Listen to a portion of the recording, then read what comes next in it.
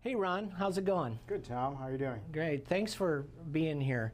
Thanks for having me on the show. Yeah, enjoyed the Bob's Big Boy. When I was a kid, I used to go to Bob's Big Boy back in Toledo, Ohio, all the time. So, what is it about that song? Well, that song was my wife. Well, before she was my wife, we'd go down to Bob's Big Boy, and it's kind of a code for down in California. Oh yeah. Kind of a code for a couple that loses interest in themselves, and instead of talking to one another, they might be reading a magazine or a newspaper, and they're just sitting there and they're eating and they're not talking to each other. Yeah. And so we would go there, and we swore that would never ever happen. And so, hence that song. Yeah, and it hasn't happened, has it? It has not happened. No, that's good. But kind of the crystallized when I started seeing people.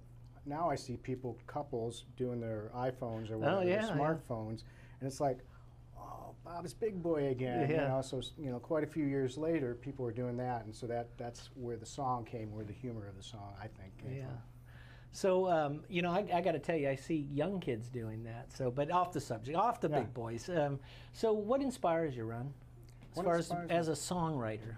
As a songwriter, well, currently or when I got into it? You want to go back there? Or let's go back there. Let's go back there. Well, when I started, I realized that you get girls by writing songs. It used to be the athletes did, and then I realized the songwriters with long hair were the ones who got the. I don't have long hair anymore, but got the guy, the girls, and and I wanted to change the world, so it was like perfect. I could change the world with rock and roll and meet girls, and it was perfect. And now it's changed a little bit. I got the girl, and